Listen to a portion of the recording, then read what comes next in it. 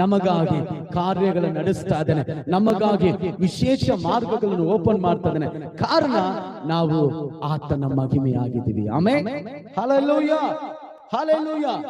ಪೌಲನ ಜೀವಿತದಲ್ಲಿ ನೋಡ್ತೀವಿ, ಗಲಾತ್ಯ ಪುಸ್ತಕ 1ನೇ ಅಧ್ಯಾಯ 24ನೇ ವಾಕ್ಯದಲ್ಲಿ ಆತನು ಹೇಳ್ತಾನೆ, ನನ್ನ ಮೂಲಕವಾಗಿ ನಾನು ಹಿಂಸಕನಾಗಿದ್ದನು, ದೇವರಿಗೆ ವಿರೋಧವಾಗಿ ತಿರುಗಿ ಬಿತ್ತನು, ಇವನು ಸಭೆಗಳನ್ನು ಹಿಂಸೆ ಪಡಿಸುವನು.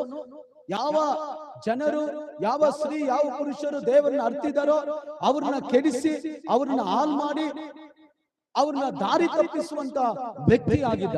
ಆದರೆ ಆ ದೇವರು ಅವನನ್ನ ಸಂಧಿಸಿದ ಮೇಲೆ ಅವನು ಹೇಳ್ತಾ ಇದ್ದಾನೆ, ಪೂರ್ವದಲ್ಲಿ ನಮ್ಮನ್ನು ಹಿಂಸೆ ಪಡಿಸಿದವನು ತಾನು ಹಾಳು ಮಾಡುತ್ತಿದ್ದ ಮತವನ್ನು ಈಗ